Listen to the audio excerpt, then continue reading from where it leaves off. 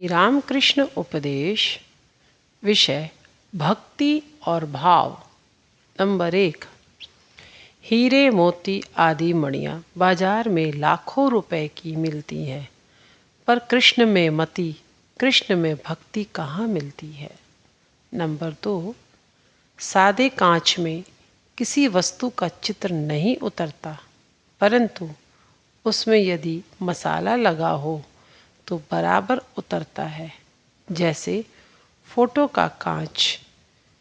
इसी प्रकार शुद्ध मन में यदि भक्ति रूपी मसाला लगा रहे तो भगवान का रूप आदि प्रत्यक्ष होता है। नहीं तो केवल शुद्ध मन में भक्ति के बिना भगवान का रूप देखने में नहीं आता।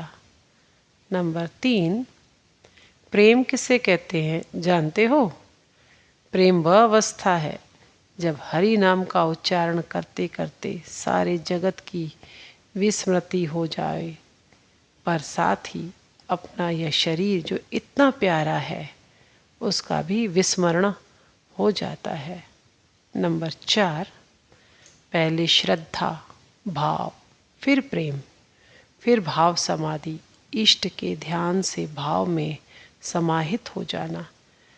जैसे संकीर्तन गाते समय पहले बोलते हैं, निताई मेरा मत हाथी, निताई मेरा मत हाथी।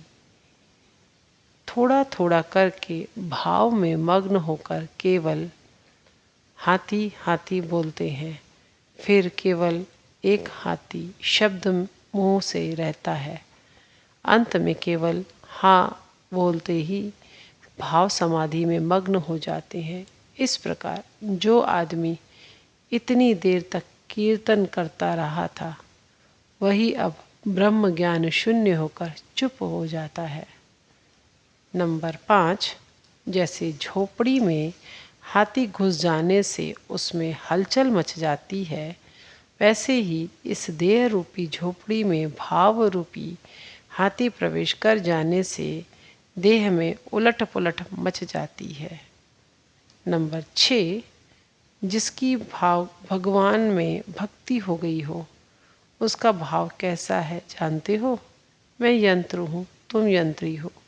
मैं घर हूँ, तुम घर वाले हो। मैं रथ हूँ, तुम रथी हो।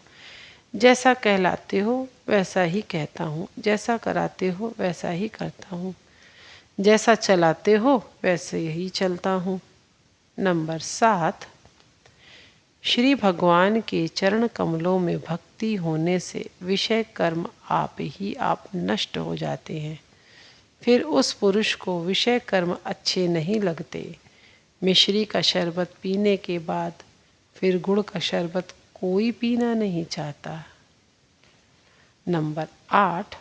जब तक श्री भगवान के पाद्य पद्मों में भक्ति और प्रेम न हो जाए, तब तक उनका नाम लेते लेते आँखों में आंसू न आ जाए और शरीर में रोमांच न हो उठे, तब तक संध्या, उपासना आदि नित्य क्रिया करने की आवश्यकता है। नंबर 9। यात्राभिनय एक प्रकार का नाटक में तुमने क्या देखा नहीं है कि जब तक बाजा गाजा बजता रहता है और हे कृष्ण आइए, हे कृष्ण आइए आदि बड़े ऊंचे गले से गाते रहते हैं, तब तक श्री कृष्ण लापरवाही से बैठकर अपना साज बाज लेकर तंबाकू पीते रहते हैं और दूसरों से गपशप करते रहते हैं। जब तक वह सब शांत हो जाता है और नारद ऋषि आकर कोमल स्वर से सप्रेम गाना शुरू करते हैं, हे गोविंद, हे मेरे जीवन, हे मेरे प्राण, तब कृष्ण और अधिक ठहर नहीं सकते। व्याकुल होकर तत्क्षण अभिनय के स्थान में आ पहुँचते हैं। साधकों के विषय में भी यही बात है। जब तक साधक प्रभु दर्शन दीजिए, प्रभु दर्शन दीजिए कहकर पुकारता रहता है, तब तक निश्चय जानो प्रभु वहाँ नहीं आते।